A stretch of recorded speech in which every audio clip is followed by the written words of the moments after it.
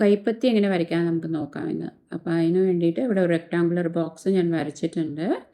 1 താലം equal to 12 centimetre. അതാണ് ആ അളവിലാണ് ഇവിടെ വരച്ചിരിക്കുന്നത്. ഇനി കൈപ്പത്തിയുടെ ഉൾവശം വരയ്ക്കാൻ വേണ്ടിയിട്ട് 7 സെൻറ്റിമീറ്ററും അതുപോലെ വിരലുകൾ വരയ്ക്കാൻ വേണ്ടിയിട്ട് 5 സെൻറ്റിമീറ്ററും ആയിട്ട് ആ റെക്ടാങ്കുലർ ബോക്സിനെ രണ്ടാക്കി ഡിവൈഡ് ചെയ്തു.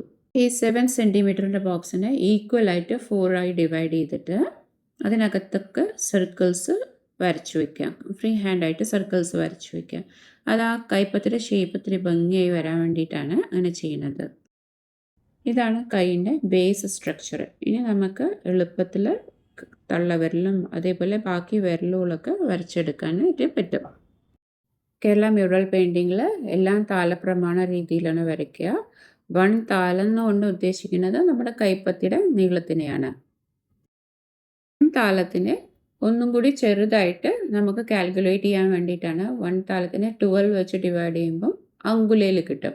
അപ്പോൾ ഒരു താലത്തിൽ 12 അങ്കുലയാണ് ഉണ്ടാവുക. കൈപ്പത്തി വരയ്ക്കുമ്പോൾ ശ്രദ്ധിക്കേണ്ട അളവുകൾ: കൈപ്പത്തിയുടെ മൊത്തം അളവ് ഒരു താലം, വിരലുകളുടെ നീളം 5 അങ്കുലയാണ്. അതേപോലെ കൈപ്പത്തിയുടെ ഉൾവശത്തിൻ്റെ നീളം 7 അങ്കുല, നമ്മളുടെ ചെറുവിരലിൻ്റെയും അതേപോലെ തള്ളവിരലിൻ്റെയും നീളം 3 അങ്കുലയാണ്. ഇങ്ങനെ എല്ലാത്തിനും നല്ല കൃത്യമായിട്ട് അളവോടുകൂടിയാണ് നമുക്ക് വരയ്ക്കേണ്ടത്. അതേപോലെ കൈപ്പത്തിയുടെ വീതി അത് 5 അങ്കുലയാണ്.